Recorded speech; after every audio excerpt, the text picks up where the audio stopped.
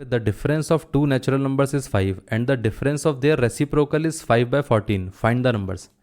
यहाँ पर सबसे पहले हम क्या करेंगे, let the natural numbers be, let the natural numbers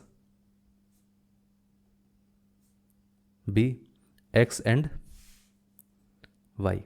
इतना क्लियर है।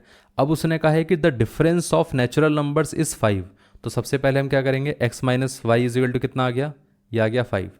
अब इससे हमें एक चीज़ क्लियर है कि x की वैल्यू y से बड़ी है। इतना क्लियर है। अब देखिए इन दोनों का रेसिप्रोकल का डिफरेंस कितना दे रखा है, वो दे रखा है 5/14। अब यहाँ पर अगर मैं 1/x माइनस 1/y करूँगा तो वो तो गलत ही रहेगा। क्यों? क्योंकि यहाँ पर 1/x की जो वैल्यू है वो क्या रहेगी, 1/y से छोटा रहेगा। इतना क्लियर है। क्यों? क्योंकि यहाँ पर अगर कोई नंबर बड़ा है तो उसका रेसिप्रोकल हमेशा छोटा रहता है। तो यहाँ पर जब हम डिफरेंस की बात करेंगे तो 1/y माइनस 1/x आएगा, विच इज़ इक्वल टू 5/14। इतना क्लियर है। ये है, ये पार्ट क्लियर हो गया। अब इससे तो हमें एक चीज़ का कंक्लूजन मिलता है कि यहाँ पर x minus 5 is equal to y आएगा, तो मतलब y की वैल्यू x माइनस 5 आ गई। इसी वैल्यू को हम इधर यूटिलाइज कर सकते हैं। तो यहाँ पर हम क्या करेंगे, यह आ जाएगा 1/x माइनस 5 माइनस 1/, यह आ जाएगा x इज इक्वल टू 5/14। इतना क्लियर है। इसमें से अगर हम यहाँ पर कॉमन ले लेते हैं तो यह आ जाएगा हमारे पास x माइनस 5 इंटू एक्स, और ये x into 1 x minus 5 into 1 which is minus का x minus 5 is equal to 5/14। So यहाँ पे हमारे पास ये आ गया x minus x plus 5 by कितना आ गया, x इंटू एक्स कितना आ गया, एक्स स्क्वायर माइनस का 5x इज इक्वल टू 5/14। ये दोनों कैंसिल आउट हो गए, तो यहाँ पर बचेगा 5/x² माइनस का 5x, और ये 5/14। ये दोनों कैंसिल आउट हो गए। अब बचा कितना, यहाँ पर ये आ जाएगा 14 और ये आ जाएगा x² माइनस का 5x। So x² minus 5x minus 14 is equal to 0 आएगा। अब इस इक्वेशन को अगर हमें सॉल्व करना है तो हमें क्या करना पड़ेगा, middle term splitting method apply करना पड़ेगा।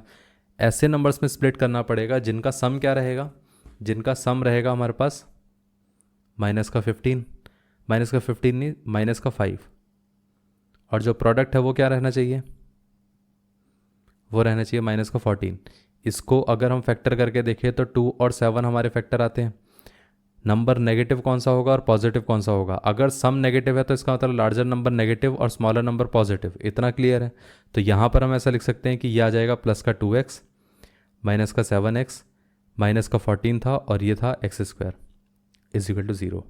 इसमें से अगर हम x कॉमन ले लेंगे तो बचेगा x प्लस 2। इसमें से अगर हम 7 कॉमन ले लेंगे तो माइनस का 7 कॉमन ले लिया तो यहाँ पर बचेगा x plus 2 is equal to 0।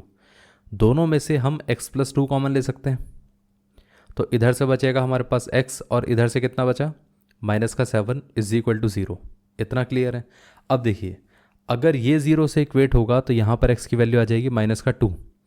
अगर हमने इसको 0 से इक्वेट किया तो x की वैल्यू आ जाएगी 7। अब क्योंकि x नेचुरल नंबर है तो मतलब -2 तो पॉसिबल हो नहीं सकता है, तो आंसर क्या रहेगा, x इज इक्वल टू 7। इतना क्लियर है। तो हम ऐसा बोल सकते हैं कि यहाँ पर हमारे पास x की वैल्यू कितनी आ गई, x आ गया हमारे पास 7। अब हमें y बताना है तो y कितना रहेगा, x माइनस 5 था तो ये आ जाएगा 7 minus 5 which is equal to 2। तो y आ गया हमारे पास 2 और x आ गया 7। तो हम ऐसा बोल सकते हैं ना कि hence the required natural numbers are, hence the required natural numbers are, यहाँ पर 5 और 2, ये है आंसर। इतना क्लियर है।